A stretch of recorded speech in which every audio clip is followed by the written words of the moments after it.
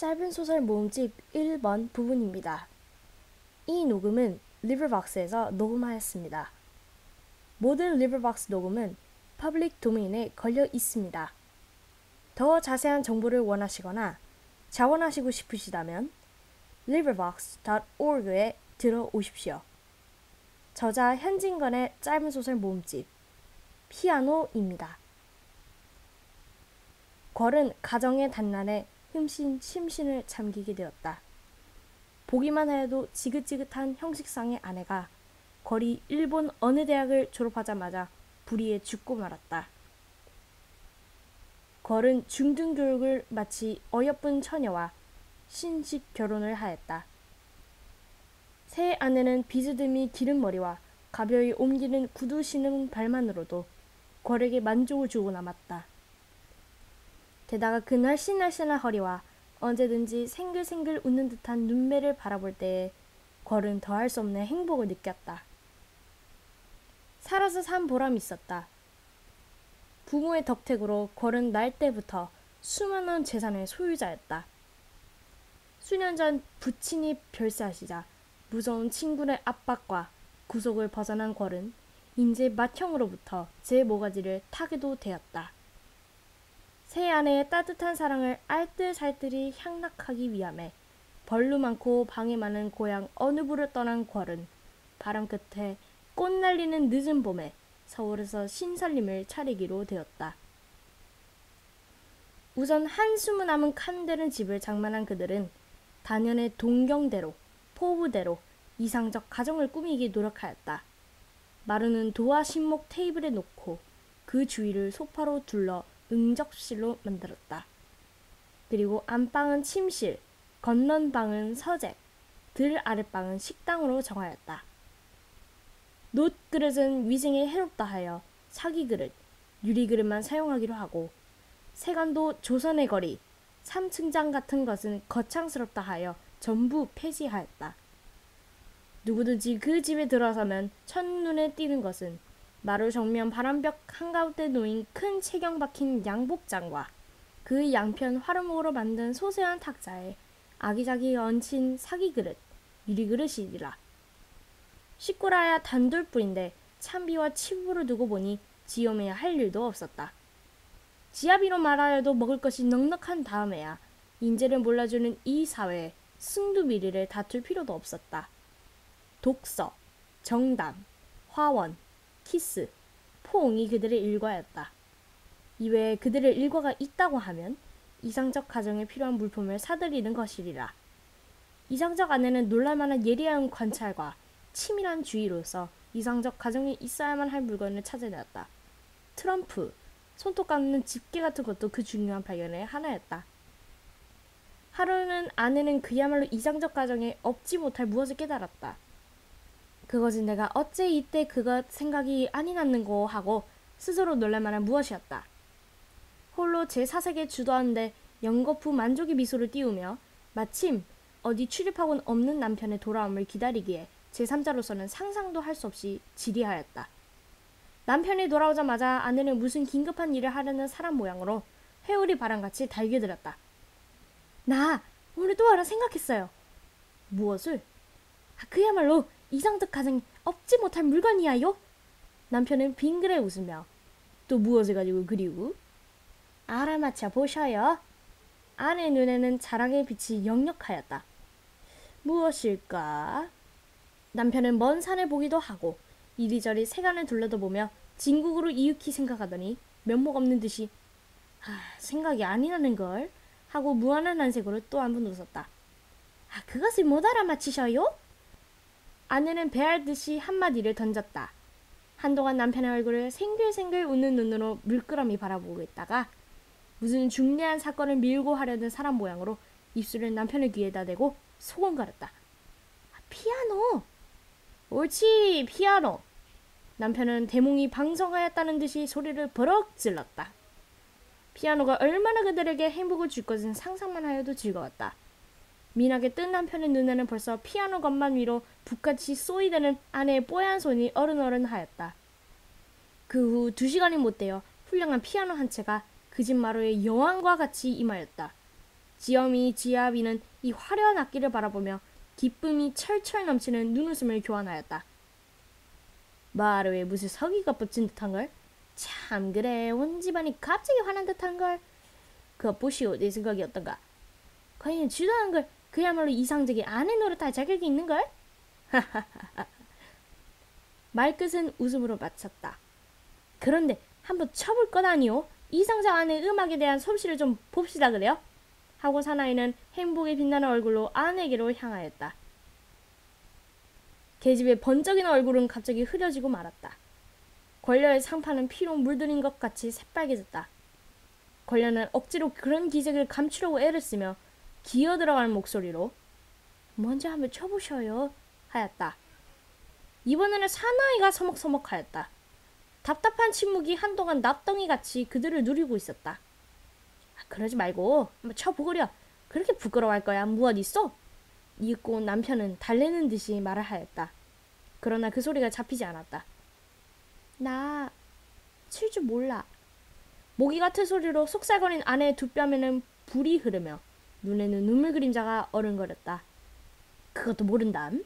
남편은 득이양양한 웃음을 웃고는 내가 한번 치지! 하고 피아노 앞에 앉았다. 골도 이 악기를 매만질 줄 몰랐다.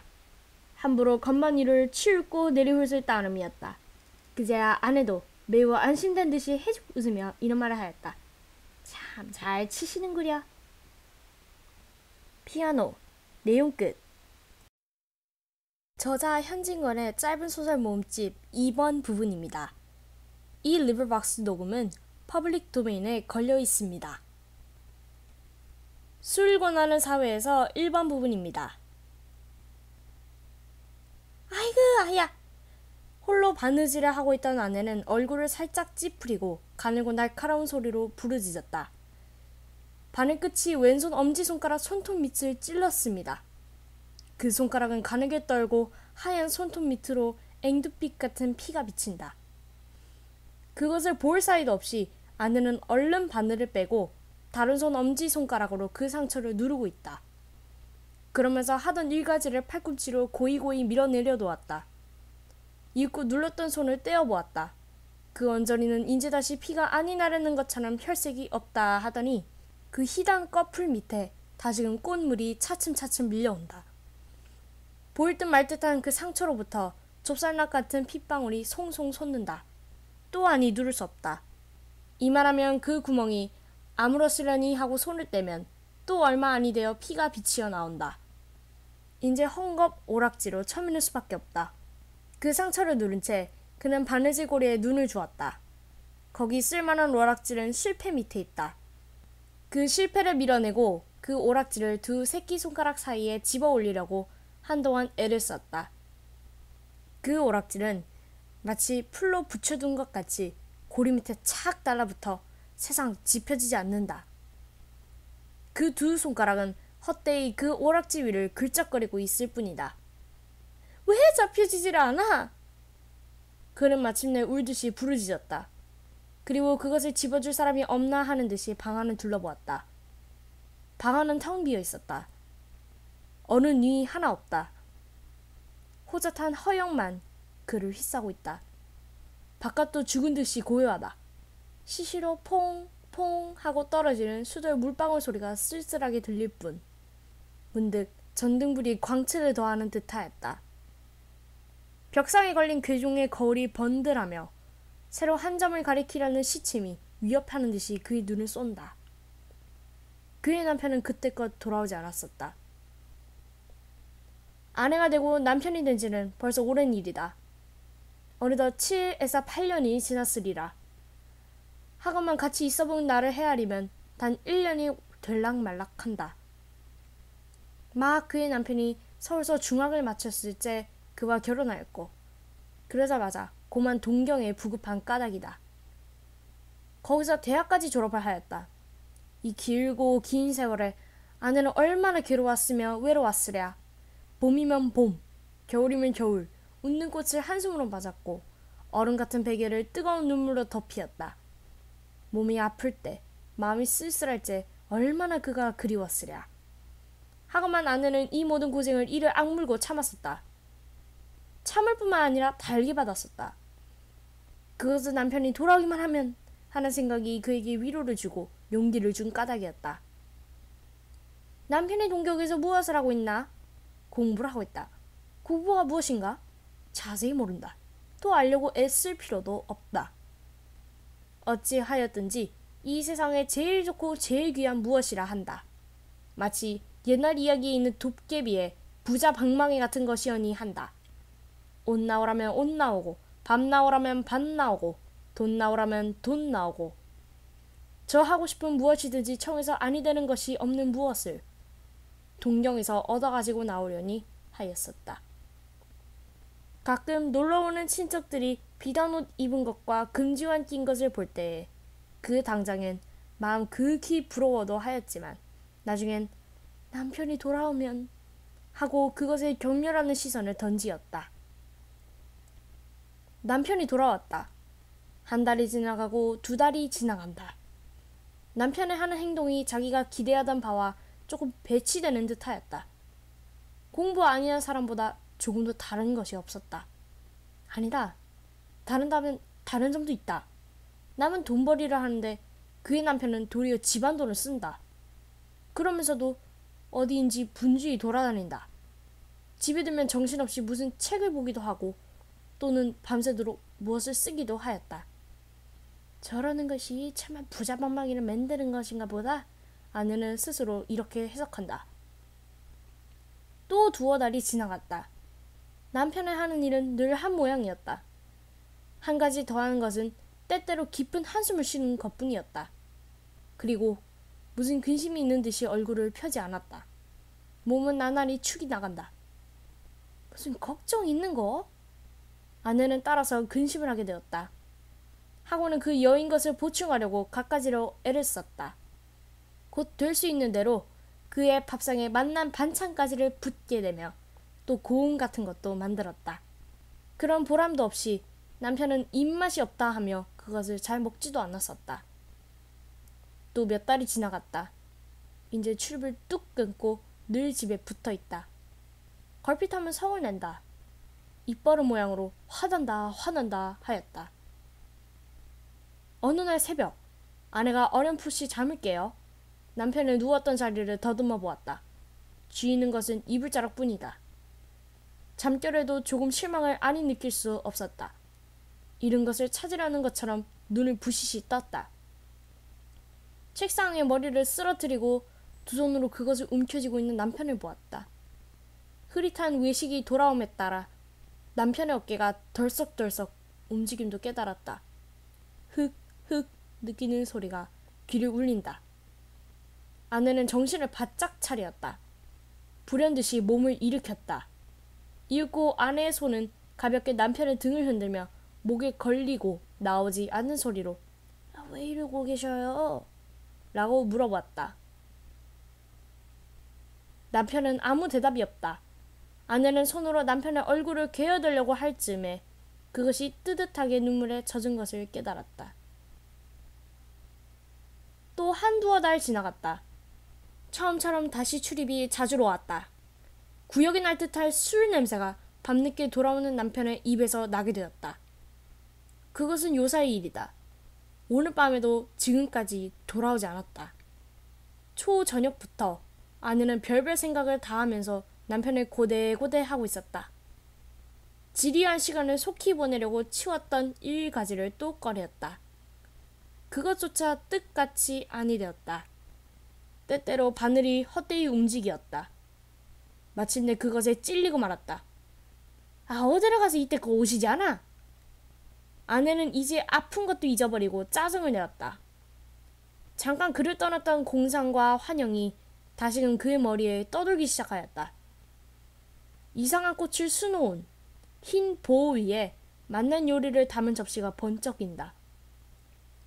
여러 친구와 술을 건커니 잡거니 하는 광경이 보인다. 그의 남편은 미친 듯이 껄껄 웃는다. 나중에는 검은 휘정이 스르르 하는 듯이 그 모든 것이 사라져버리더니 낭자한 요리상만이 보이기도 하고 술병만 희게 빛나기도 하고 아까 그 기생이 한 발로 땅을 짚고 진저리를 쳐가며 웃는 꼴이 보이기도 하였다. 또한 남편이 길바닥에 쓰러져 우는 것도 보이었다. 문 열어라! 문득 대문이 덜컥하고 혀가 꼬부라지 소리로 부른 듯하였다. 예? 저도 모르게 대답을 하고 급히 마루로 나왔다. 잘못 씨는 발에 안이 맞는 신을 질질 끄면서 대문으로 달렸다. 중문은 아직 잠그지도 않았고 횡랑방에 사람이 없지 않지만은 의뢰의 깊은 잠에 떨어졌을 줄 알고 뛰어나감이었다. 가느름한 손이 어둠 속에서 희게 빗장을 잡고 한참 실랑이를 한다. 대문은 열렸다. 밤바람이 선뜩하게 얼굴에 안친다. 문 밖에는 아무도 없다. 온 골목에 사람의 그림자도 볼 수 없다. 검푸른 밤빛이 허연 길 위에 그물그물 깃들었을 뿐이었다. 안에는 무엇에 놀란 사람 모양으로 한참 멀거니 서 있었다. 문득 급거이 대문을 닫힌다. 마치 그 열린 사이로 악마나 들어올 것처럼. 그러면 바람 소리였구만 하고 싸늘한 뺨을 쓰다듬으며 해쭉 웃고 발길을 돌렸다. 아니 내가 분명히 들었는데 혹 내가 잘못 보지를 않았나? 길바닥이라 쓰러져 있으면 보이지도 않을 터야. 중간 문까지 다다르자 벼랑간 이런 생각이 그의 걸음을 멈추게 하였다. 대문을 또 좀 열어볼까? 아니야 내가 헛들었지. 그래도 아니야 내가 헛들었지. 말썽거리면서도 꿈꾸는 사람 모양으로 저도 모를 사이에 마루까지 올라왔다. 매우 기묘한 생각에 번개같이 그의 머리에 번쩍인다. 내가 대문을 열었을 때 나 몰래 들어오진 않았나? 과연 방 안에 무슨 소리가 나는 것 같았다. 확실히 사람의 기척이 있다. 어른에게 꾸중 모시러 가는 어린애처럼 조심조심 방문 앞에 왔다. 그리고 문간 안으로 손을 대며 하염없이 웃는다. 그것은 제 잘못을 용서해 주십사 하는 어린애 같은 웃음이었다. 조심조심 방문을 열었다. 이불이 어째 움직움직하는 듯 하였다. 나를 속이라고 이불을 쓰고 누웠구먼 하고 마음속으로 소근거렸다. 가만히 내려앉는다. 그 모양이 이것을 건드려서는 큰일이 나지요 하는 듯 하였다. 이불을 펄쩍 쳐들었다. 비인료가 하얗게 드러난다. 그제야 확실히 안이 온 줄 안 것처럼 아니 왔구먼 알았어 라고 울듯이 부르짖었다. 남편이 돌아오기는 새로 2점이 훨씬 지난 뒤였다. 무엇이 털썩하는 소리가 들리고 잇따라 아씨 아씨 라고 부르는 소리가 귀를 때릴 때에야 아내는 비로소 아직도 앉았을 자기가 이불 위에 쓰러져 있음을 깨달았다. 기실 잠기 어두운 할멈이 대문을 열었을 만큼 아내는 깜빡 잠이 깊이 들었었다. 하건만 그는 몽경에서 방황하는 정신을 당장에 수습하였다. 두어 번 얼굴을 쓰다듬자 불현듯 밖으로 나왔다. 남편은 한 다리를 마루 끝에 걸치고 한 팔을 베고 옆으로 누워있다. 숨소리가 시근시근한다. 막 구두를 벗기고 일어나 할멈은 검붉은 상을 찡그려 붙이며 어서 일어나 방으로 들어가세요 라고 한다. 일어나야지. 나리는 혀를 억지로 돌려 코와 입으로 대답을 하였다. 그래도 몸은 꿈쩍도 안 한다. 도리어 그 개게 풀린 눈을 자르는 것처럼 스르르 감는다. 아내는 눈만 비비고 서 있다. 어서 일어나셔요. 방으로 들어가시라니까. 이번에는 대답조차 안 한다. 그 대신 무엇을 잡으려는 것처럼 손을 내젓더니 냉수를 좀 주워 라고 중얼거렸다. 할멈은 얼른 물을 떠다 이 취자의 코 밑에 놓았구만. 그 사이에 벌써 아까 청을 잊은 것 같이 취한이는 물을 먹으려고도 앉는다. 왜 물을 아니 잡수셔요? 곁에서 할멈이 깨우쳤다. 먹지 먹어 하고 그제야 주인은 한 팔을 짚고 고개를 든다. 한꺼번에 물 한 대접을 다 들이켜버렸다. 그리고는 또 쓰러진다. 에그 또 눕네 하고 할멈은 우물로 기어드는 어린애를 안으려는 모양으로 2손을 내어민다. 할멈은 그만 가 자게. 주인은 귀치않다는 듯이 말을 한다. 이를 어찌하는 듯이 멀거니 서 있는 아내도 할멈이 고만 갔으면 하였다. 남편을 붙들어 일으킬 생각이야 간절하였지만은 할멈이 보는데 어찌 그럴 수 없는 것 같았다. 혼인한 지가 7에서 8년이 되었으니 그런 파수야 되었으련만 같이 있어본 날을 꼽아보면 그는 아직 갓 시집 온 색시였다. 할멈은가 자게. 난 말이 목까지 올라왔지만 입술에서 사라지고 말았다. 마음 그윽히 할머니가 돌아가기만 기다릴 뿐이었다. 좀 일으켜 드려야지. 가기는커녕 이런 말을 하고 할멈은 선웃음을 치면서 마루로 부득부득 올라온다. 그 모양은 마치 주인 나래가 약주가 취하시거든 방에까지 모셔다 드려야 제 도리에 옳지요 하는 듯하였다. 자자. 할멈은 아씨를 보고 히히 웃어가며 나리의 등 밑으로 손을 넣는다. 왜 이래, 왜 이래. 내가 일어날 테야. 하고 몸을 움직이더니 정말 주인이 부시시 일어난다. 마루를 쾅쾅 눌러디디며 비틀비틀 곧 쓰러질 듯한 보조로 방문을 향하여 걸어간다. 와지끈하며 문을 열어젖히고는 방 안으로 들어간다. 아내도 뒤따라 들어왔다. 할멈은 중간 턱을 넘어설 채 몇 번 혀를 차고는 저 갈대로 가버렸다. 술 권하는 사회에서 1번 부분 내용 끝. 저자 현진건의 짧은 소설 모음집 3번 부분입니다. 이 리버박스 녹음은 퍼블릭 도메인에 걸려 있습니다. 술 권하는 사회에서 2번 부분입니다. 벽에 엇비슷하게 기대어 있는 남편은 무엇을 생각하는 듯이 고개를 숙이고 있다. 그의 말라붙은 관자놀이에 펄떡거리는 푸른 맥을 아내는 걱정스럽게 바라보면서 남편 곁으로 다가온다.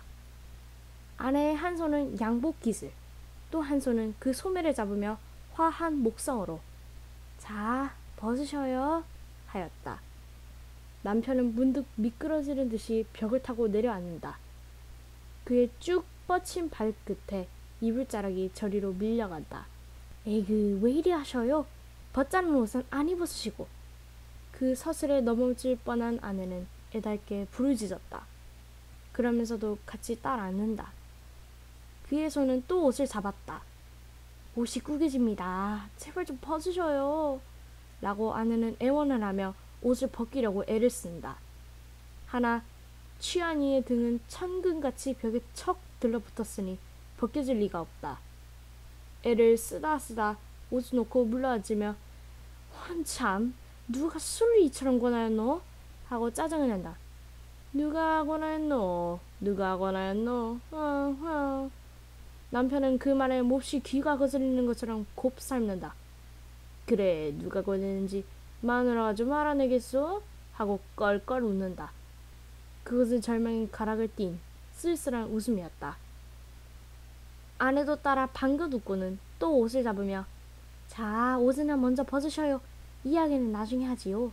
오늘 밤에 잘 주무시면 내일 아침에 알아켜드리지요. 무슨 말이야 무슨 말이야. 왜 오늘 일을 내일로 미루어. 할 말이 있거든 지금 해. 지금이 약주가 취하셨으니 내일 약주가 깨시거든 하지요. 뭐? 약주가 취해서? 하고 고개를 쩔레쩔레 흔들며 천만에 누가 술이 취했단 말이오. 내 공연이 이러지. 정신은 말똥말똥하오. 꽃 이야기 하기 좋을만해. 무슨 말이든지. 자, 글쎄 왜 못 잡수시는 약주를 잡수셔요. 그러면 목에 축이 나지 않아요. 하고 아내는 남편의 이마에 흐르는 진땀을 씻는다. 이 취자는 머리를 흔들며 아니야 그런 말을 듣자는 것이 아니야 하고 아까 일을 추상하는 것처럼 말을 끊었다가 다시금 말을 이어 옳지 누가 나에게 술을 권했단 말이오? 내가 술이 먹고 싶어서 먹었단 말이오? 자지고 싶어 잡수신 건 아니지요. 누가 당신께 약주를 권하는지 내가 알아낼까요? 첫째는 확증이 술을 권하고 둘째는 하이칼라가 약주를 권하지요. 아내는 살짝 웃는다. 내가 어지간히 알아맞혔지요 하는 모양이었다. 남편은 고소한다. 틀렸어. 잘못 알았어. 화증이 술을 권하는 것도 아니고 하이칼라가 술을 권하는 것도 아니요. 나에게 권하는 것은 따로 있어. 마누라가 내가 어떤 하이칼라 안테나를 흘려다니거나 그 하이칼라가 늘 내게 술을 권하거니 하고 근심을 했으면 그것이 헛걱정이지. 나에게 하이칼라는 아무 소용도 없소. 나의 소용은 술뿐이요. 술이 창자를 휘돌아 이것저것을 잊게 만드는 것은 나는 취할 뿐이요. 하더니 홀연 어조를 고쳐 감개무량하게 이 유명한 머리를 알코올로 마비아니 식힐 수 없게 하는 그것이 무엇이란 말이오. 하고 긴 한숨을 내어쉰다. 물큰물큰한 술 냄새가 방 안에 흩어진다. 아내에게는 그 말이 너무 어려웠다. 고만 묵묵히 입을 다물었다. 눈에 보이지 않는 무슨 벽이 자기와 남편 사이에 깔리는 듯 하였다.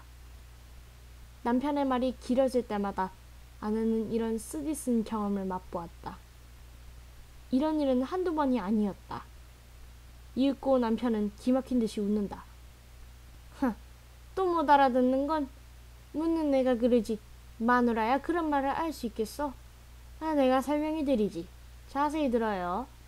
내가 술을 권하는 것은 화증도 아니고 하이칼라도 아니요. 이 사회란 것이 내게 술을 권한다오. 이 조선사회란 것이 내게 술을 권한다오. 알았소? 팔자가 좋아서 조선에 태어났지 딴 나라에 났다면 술이나 얻어먹을 수 있나. 사회란 무엇인가? 아내는 또 알 수가 없었다. 어찌하였든 딴 나라에는 없고 조선에만 있는 요리집 이름이여니 한다. 조선이 있어도 아니다니면 그만이지요. 남편은 또 아까 웃음을 재우친다. 술이 정말 아니 취한 것 같이 또렷또렷한 어조로 허허 기막혀. 그 한 분자는 이상해야 다니고 아니 다니는 게 무슨 상관이야. 집에 있으면 아니 권하고 밖에 나가야 권하는 줄 아는가 보아. 그런 게 아니야. 무슨 사회 사람이 있어서 밖에만 나가면 나를 꼭 붙들고 술을 권하는 게 아니야. 뭐라 할까? 저 우리 조선 사람으로 성립된 이 사회란 것이 내게 술을 아니 못 먹게 한단 말이오. 어째 그렇소?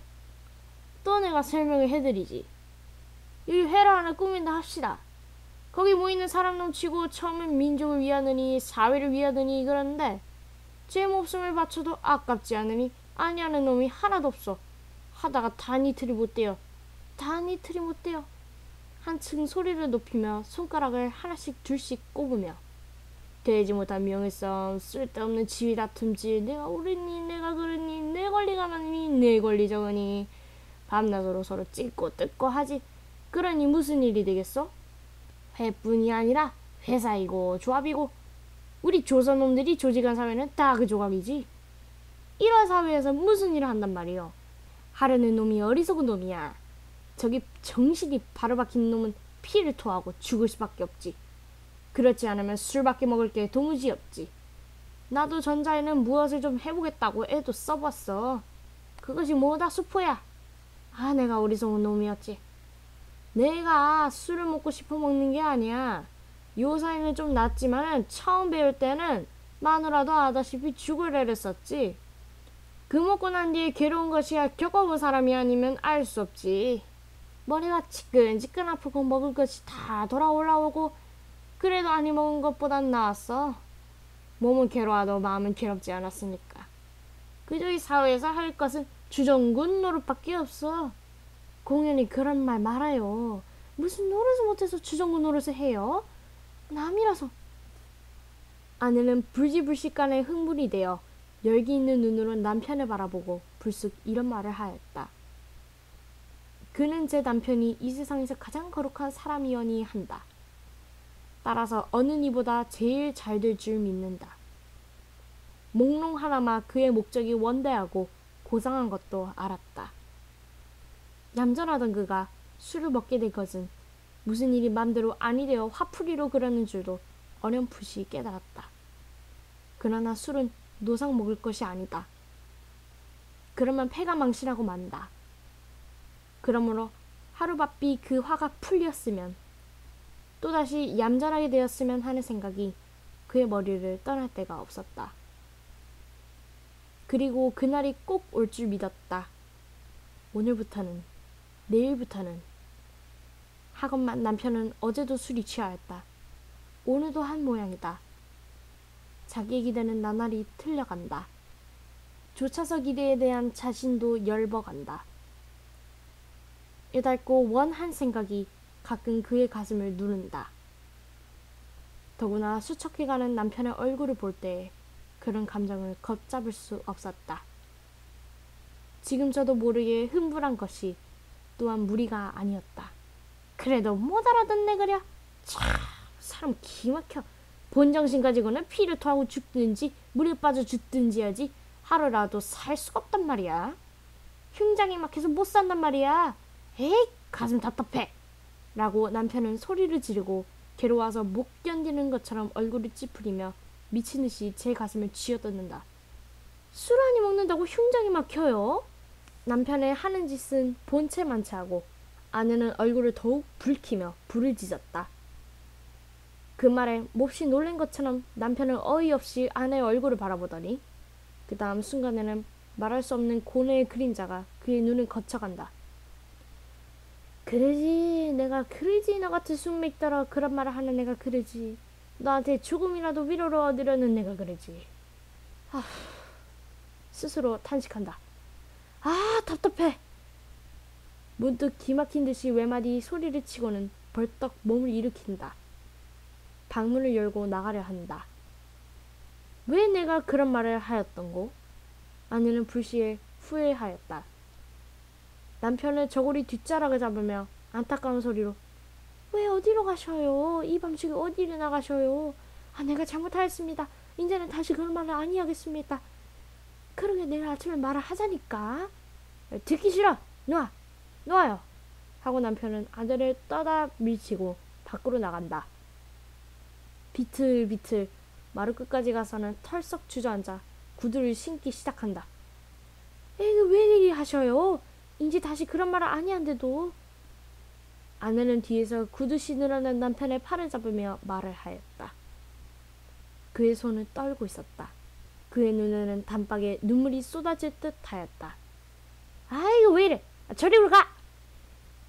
배하는 듯이 말을 하고 획 뿌리친다. 남편의 발길이 뚜벅뚜벅 중문에 다다랐다. 어느덧 그 밖으로 사라졌다. 대문 빗장 소리가 덜컥 하고 난다. 마루 끝에 떨어진 아내는 헛되이 몇 번 할멈 하고 불렀다. 고요한 밤공기를 울리는 구두 소리는 점점 멀어간다. 발자취는 어느덧 골목 끝으로 사라져버렸다. 다시금 밤은 적적히 깊어간다. 가버렸구만. 가버렸어. 그 구두 소리를 영구히 안이 잃으려는 것처럼 귀를 기울이고 있던 나는 모든 것을 잃었다 하는 듯이 부르짖었다. 그 소리가 사라짐과 함께 자기의 마음도 사라지고 정신도 사라진 듯 하였다. 심신이 텅 비어진 듯 하였다. 그의 눈은 하염없이 검은 밤 안개를 물끄러미 바라보고 있다. 그 사회란 독한 꼴을 그려본 것 같이 쏠쏠한 새벽바람이 싸늘하게 가슴에 부딪힌다. 그 부딪히는 서슬에 잠 못 자고 피곤한 몸이 부서질 듯 지긋하였다. 죽은 사람에게서뿐 볼 수 있는 해쓱한 얼굴이 경련적으로 떨며 절망한 어조로 소근거렸다. 그 몹쓸 사회가 왜 술을 권하는고? 술 권하는 사회 2번 부분 내용 끝.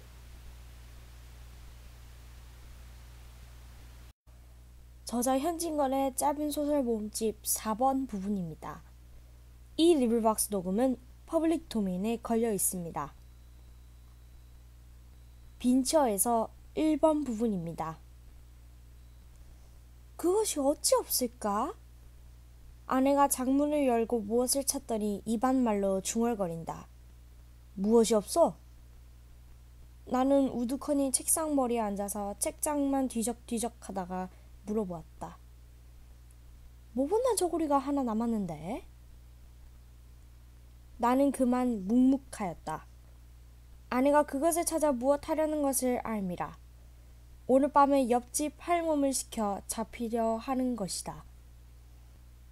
이 2년 동안에 돈 한 푼 나는 데는 없고 그대로 줄이면 시장할 줄 알아 기구와 의복을 전당국 창고에 들이밀거나 고물상 한 구석에 세워두고 돈을 얻어오는 수밖에 없었다.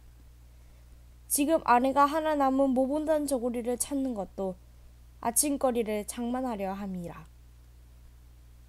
나는 입맛을 쩍쩍 다시고 폈던 책을 덮은 후 한숨을 내쉬었다. 봄은 벌써 반이나 지났건만은 이슬을 실은 듯한 밤 기운이 방구석으로부터 슬금슬금 기어나와 사람에게 안기고 비가 오는 까닭인지 밤은 아직 깊지 않건만 인적조차 끊어지고 온 천지가 빈 듯이 고요한데 투닥투닥 떨어지는 빗소리가 한없는 구슬픈 생각을 자아낸다. 빌어먹을 것 되는 대로 되어라. 나는 점점 견딜 수 없어 두 손으로 흩어진 머리카락을 쓰다듬어 올리며 중얼거려 보았다. 이 말이 더욱 처량한 생각을 일으킨다. 나는 또 한 번 한숨을 내쉬며 왼팔을 베고 책상에 쓰러지며 눈을 감았다. 이 순간에 오늘 지낸 일이 불현듯 생각이 난다. 늦게야 점심을 마치고 내가 막 관련 한 개를 비워 물적에 한성은행 다니는 T가 01이라고 놀러왔었다.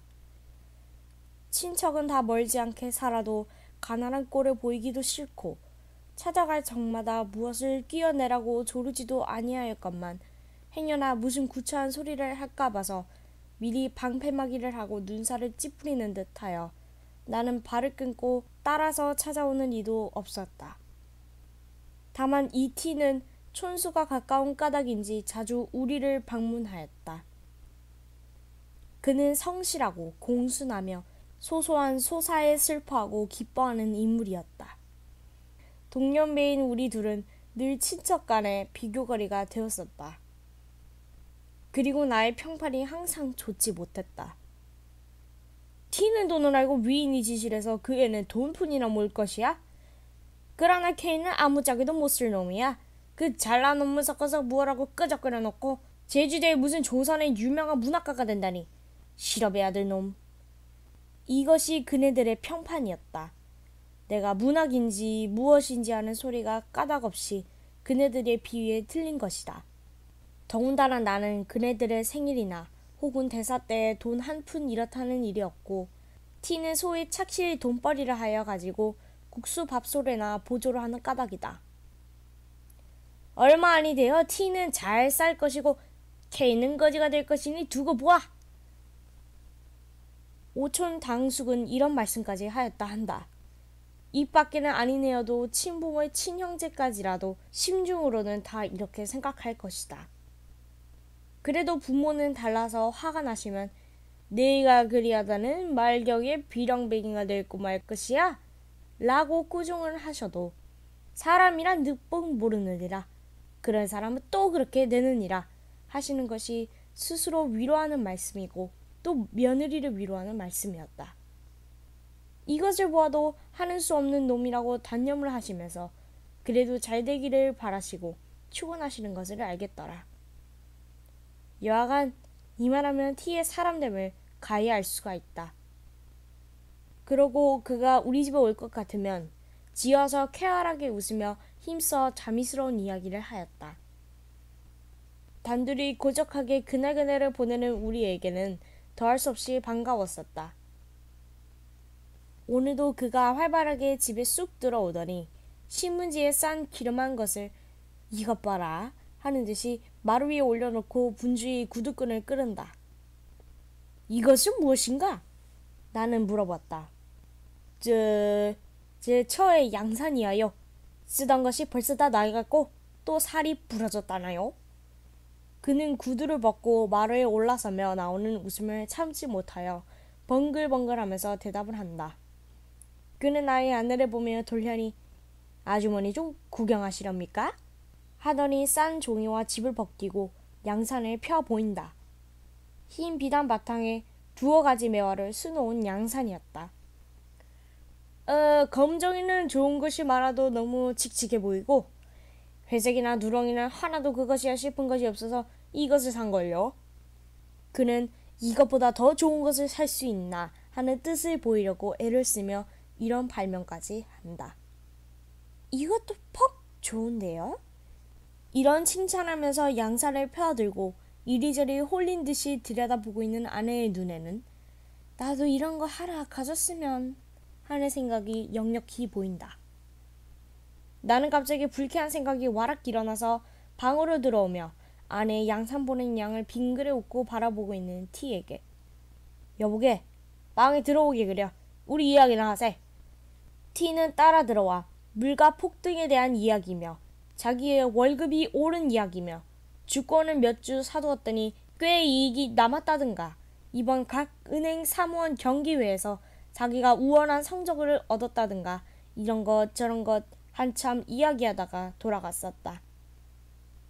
T를 보내고 책상을 향하여 짓던 소설의 결미를 생각하고 있을 즈음에 여보! 아내의 떠는 목소리가 바로 내 귀 곁에서 들린다. 핏기 없는 얼굴에 살짝 붉은 빛이 돌며 어느 결에 내 곁에 바싹 다가 앉았더라. 당신도 살 도리를 좀 하셔요. 나는 또 시작하는구나 하는 생각이 번개같이 머리에 번쩍이며 불쾌한 생각이 벌컥 일어난다. 그러나 무엇라고 대답할 말이 없이 묵묵히 있었다. 우리도 남과 같이 살아보아야지요. 아내가 T의 양산에 단단히 자극을 받은 것이다. 예술가의 첫 노릇을 하려는 독특한 결심이 있는 그는 좀처럼 이런 소리를 입 밖에 내지 아니하였다. 그러나 무엇을 상당한 자극만 받으면 참고 참았던 이런 소리를 하게 되는 것이다. 나도 이런 소리를 들을 적마다 그럴만도 하다 하는 동정심이 없지 않아하나 심사가 어쩐지 좋지 못하였다. 이번에도 그럴만도 하다 하는 동정심이 없지 아니하되 또한 불쾌한 생각을 억제키 어려웠다. 잠깐 있다가 불쾌한 빛을 드러내며 급작스럽게 살도리를 하려면 어찌할 수가 있어. 차차 될 때가 있겠지. 아이고 차차란 말씀 그만두거려. 어느 천년에. 아내의 얼굴에 붉은 빛이 짙어지며 전에 없던 흥분한 러저로 이런 말까지 하였다.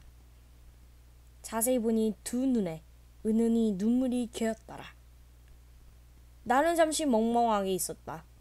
성낸 불길이 치받쳐 올라온다. 나는 참을 수 없다.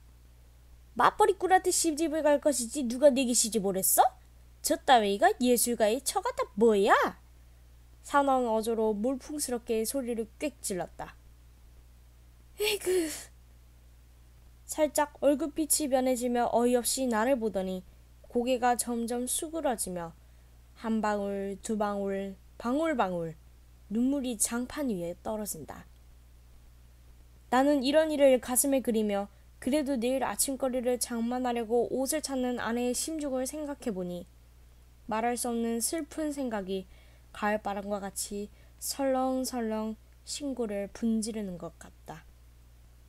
쓸쓸한 빗소리는 굵었다, 가늘었다, 의연히 적적한 밤 공기에 더욱 처량히 들리고 그을음 앉은 등빛 속에서 비추는 불빛은 구름에 가린 달빛처럼 우는 듯 조는 듯 구차히 얻어 산 몇 권 양측의 표제 금자가 번쩍거린다.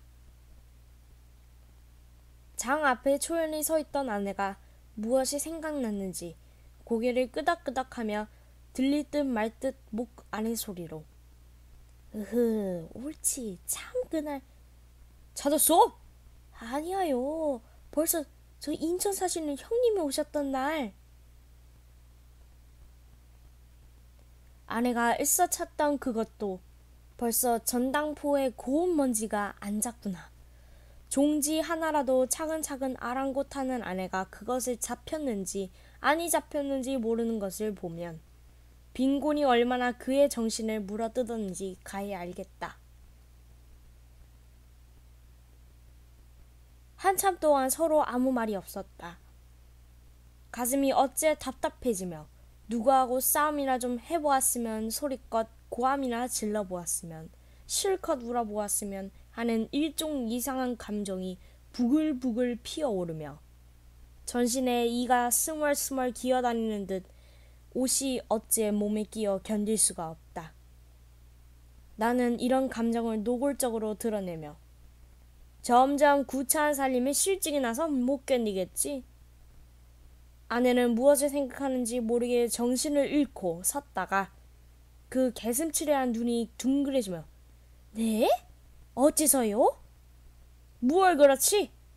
싫은 생각은 조금도 없어요. 이렇게 말이 오락가락함을 따라 나는 흥분의 도가 점점 짙어간다. 그래서 아내가 떨리는 소리로 어째 그런 줄 아셔요? 하고 반문할 적에 나를 숙맥으로 알아? 라고 격렬하게 소리를 높였다. 아내는 살짝 분한 빛이 눈에 비치어 물끄러미 나를 들여다본다. 나는 괘씸하다는 듯이 흘겨보며 그러면 그건 모를까? 오늘날까지는 잘 참아오더니 이제는 점점 기색이 달라지는 걸 뭐. 물론 그럴 만도 하지만은. 이런 말을 하는 내 가슴에는 지난 일이 활동사진 모양으로 얼른 나타난다. 6년 전에. 그때는 나는 16세이고 저는 18세였다. 우리가 결혼한 지 얼마 아니 되어 지식에 목마른 나는 지식의 바닷물을 얻어마시려고 표현이 집을 떠났었다.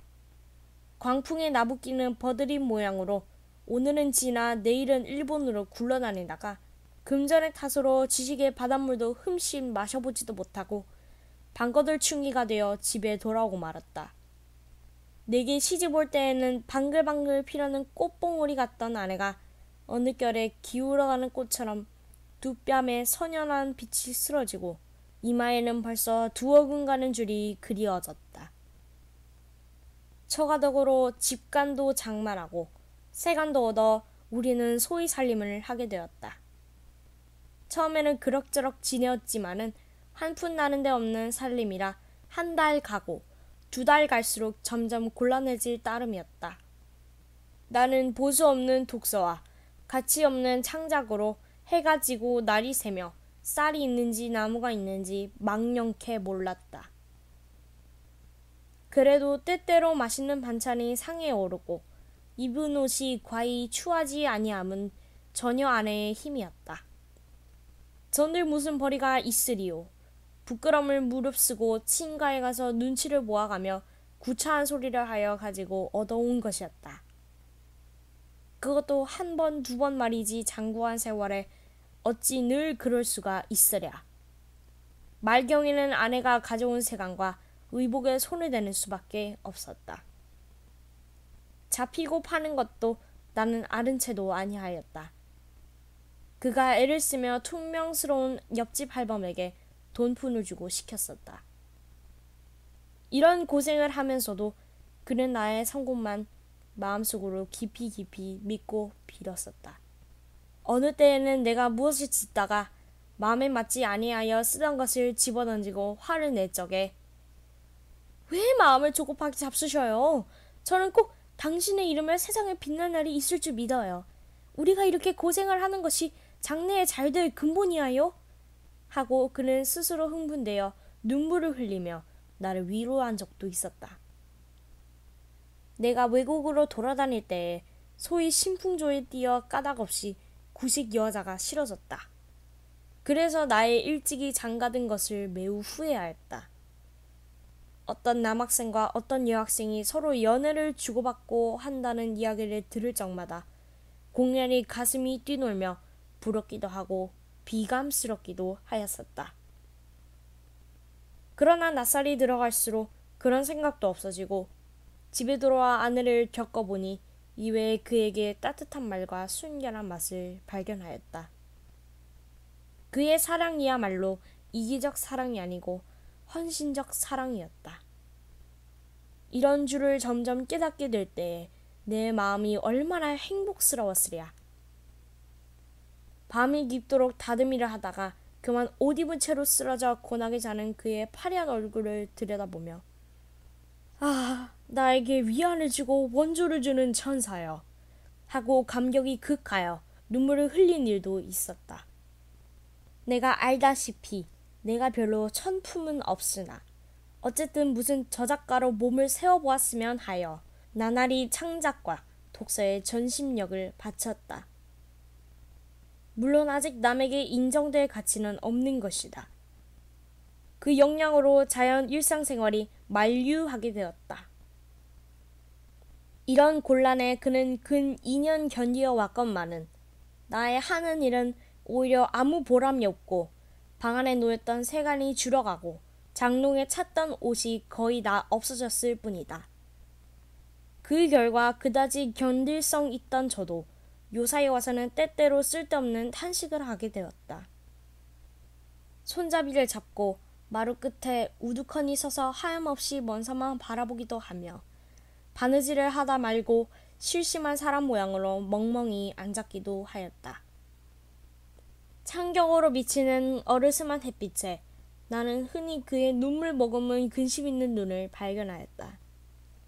이럴 때는 말할 수 없는 쓸쓸한 생각이 들며 일없이 마누라! 하고 부르면 그는 몸을 흠칫하고 고개를 저리로 돌리어 치맛자락으로 눈물을 씻으며 네? 하고 울음에 떨리는 가른 대답을 한다. 나는 등에 찬물을 끼얹는 듯 몸이 으쓱해지며 처량한 생각이 싸늘하게 가슴에 흘렸었다. 그렇지 않아도 자비하기 쉬운 마음이 더욱 심해지며 내가 무자격한 탓이다 하고 스스로 멸시를 하고 나니 더욱 견딜 수 없다. 그럴만도 하다는 동정심이 없지 아니하되 그래도 그만 불쾌한 생각이 일어나며 계집이란 할 수 없어. 혼자 이런 불평을 중얼거렸다. 환등 모양으로 하나씩 둘씩 이런 일이 가슴에 나타나니 무엇라고 말할 용기조차 없어졌다. 나의 유일의 신앙자이고 위로자였던 저까지 인제는 나를 안이 믿게 되고 말았다. 그는 마음속으로 내가 6년 동안 내 살을 깎고 점이었구나. 이 원수야. 할 것이다. 이렇게 생각하며 그의 불같던 사랑까지 엷터져 가는 것 같았다. 아니, 흔적도 없이 사라지고 만 것 같았다. 나는 감상적으로 허둥허둥하며 낸들 마누라를 고진시키고 싶어 시켰겠소? 비단 옷도 해주고 싶고 좋은 양상도 사주고 싶어요. 그러길래 왼쪽이 쉬지 않고 공부를 아니하우? 남 보기에는 편편히 노는 것 같아도 실상은 그렇지 않아. 본들 모른단 말이오. 나는 점점 강한 가면을 벗고 약한 진상을 드러내며 이와 같은 가소로운 변명까지 하였다.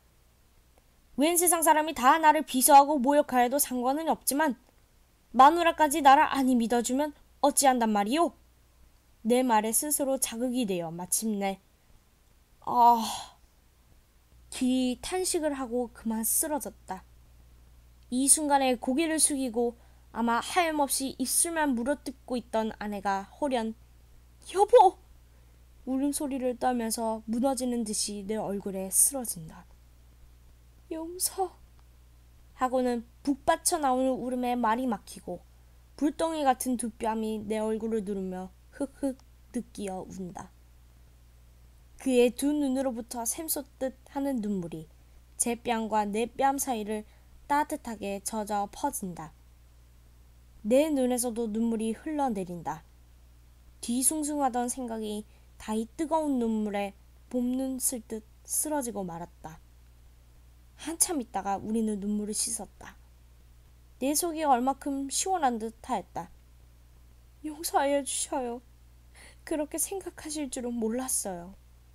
이런 말을 하는 아내는 눈물에 부러운 눈꺼풀을 아픈 듯이 꿈쩍거린다. 암만 구차하기로니 실증해야 날까요? 나라 한번 먹은 마음이 있는데. 가만가만히 벽면을 하는 아내의 눈물 흔적이 어롱어롱한 얼굴을 물끄러미 바라보며 겨우 심신이 가뜬하였다. 빈처 1번 부분 내용 끝.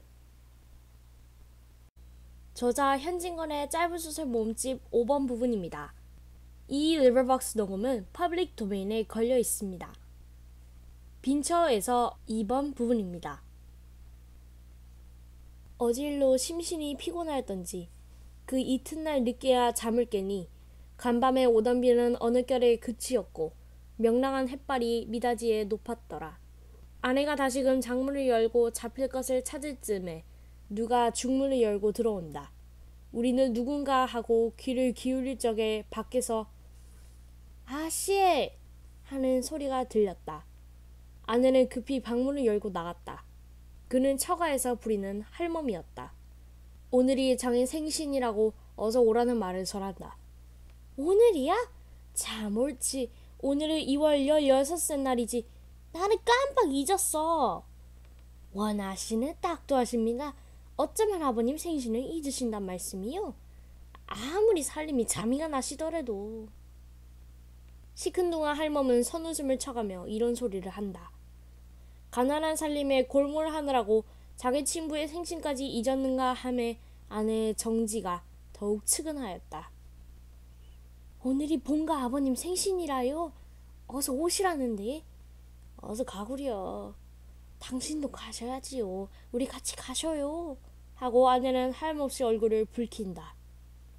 나는 처가에 가기가 매우 싫었었다. 그러나 아니 가는 것도 내 도리가 아닐 듯하여 하는 수 없이 두루마기를 입었다. 아내는 머뭇머뭇하며 양미간을 볼 듯 말 듯 찡그리다가 견눈으로 살짝 나를 엿보더니 돌아서서 급히 창문을 연다. 입으로 옷이 없어서 망설거리는구나. 나도 슬쩍 돌아서며 생각하였다. 우리는 서로 등지고 섰건만 그래도 아내가 거의 다 빈 장 안을 들여다보며 입을 만한 옷이 없어 눈살을 찌푸린 양이 눈앞의 선연함을 어찌할 수가 없었다.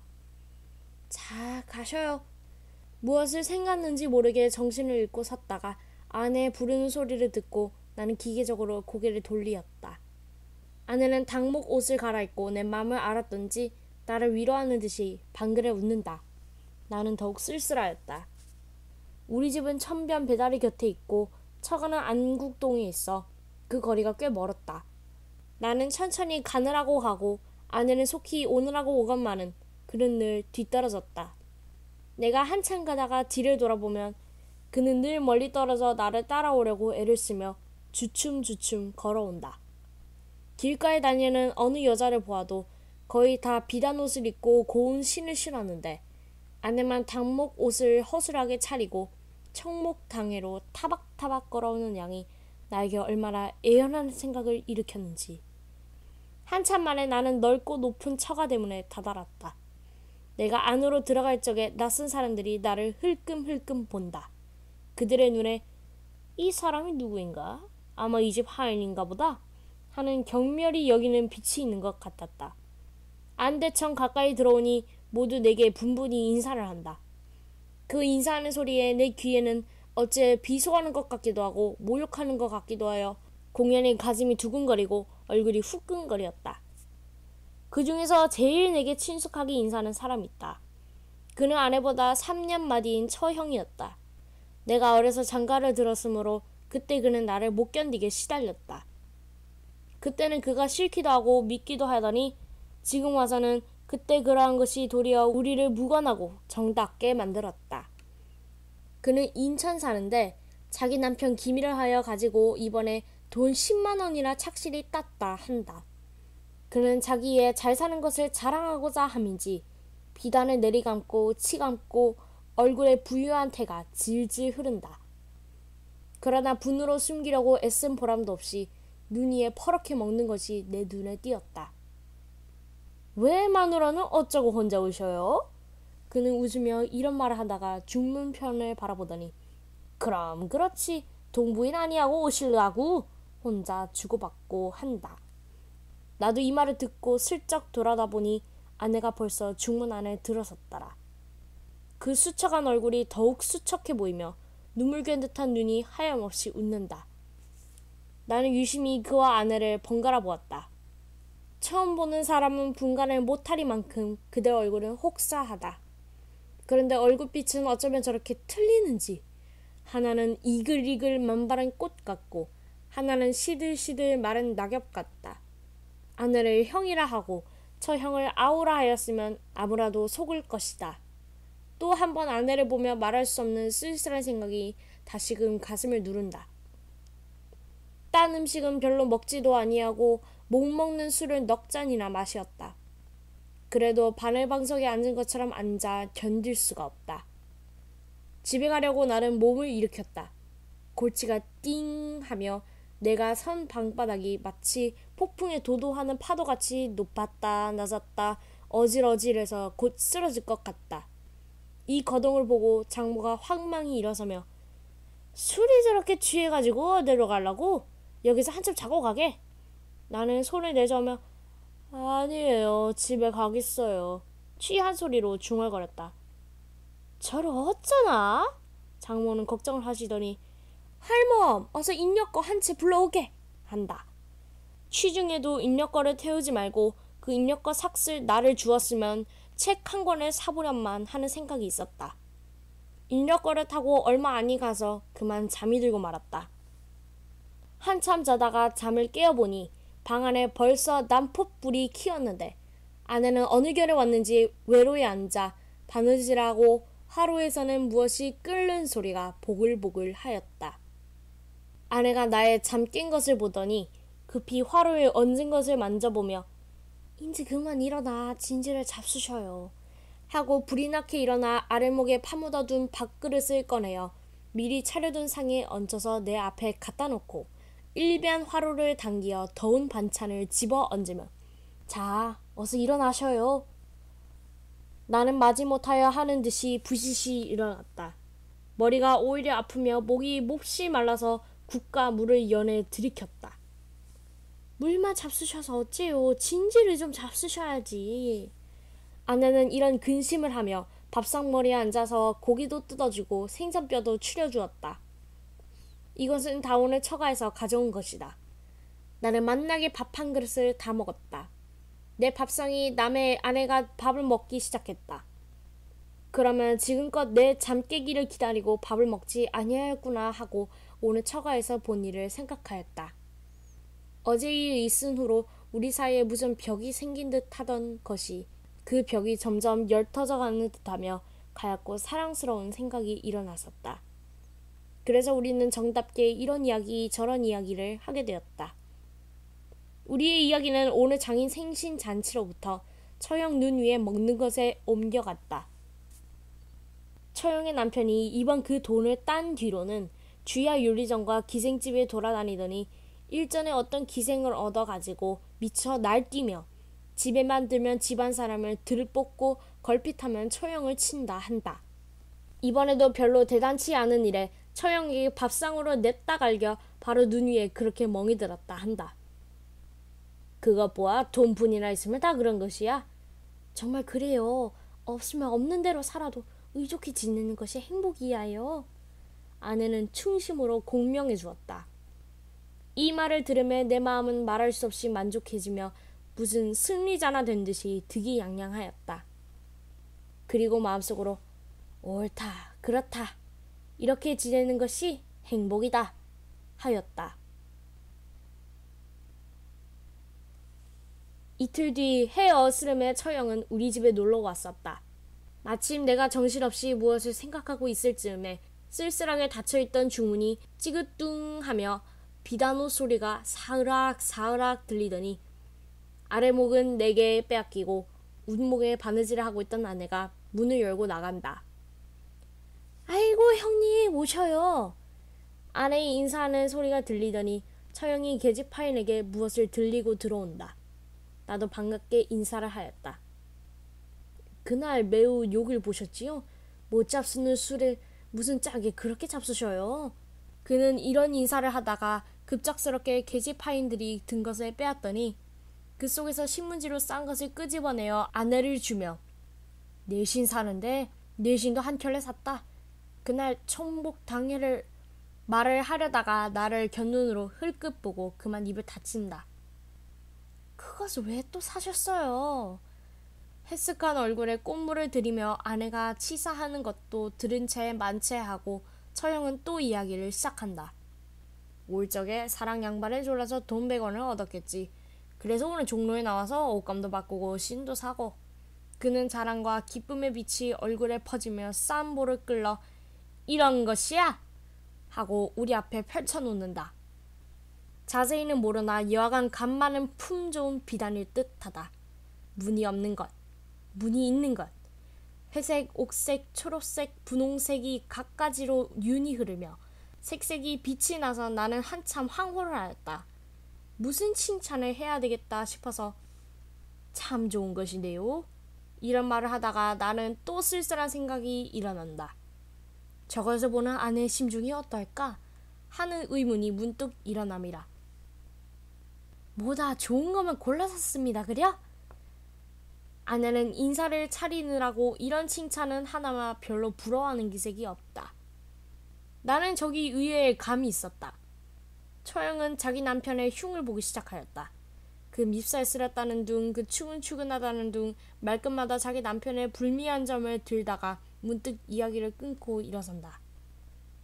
왜 벌써 가시려고 하셔요? 모처럼 오셨다가 반찬은 없어도 저녁이나 잡수셔요. 하고 아내가 만류를 하니 아니 곧 가야지. 오늘 저녁 차로 떠날 것이니까 가서 짐을 메워야지.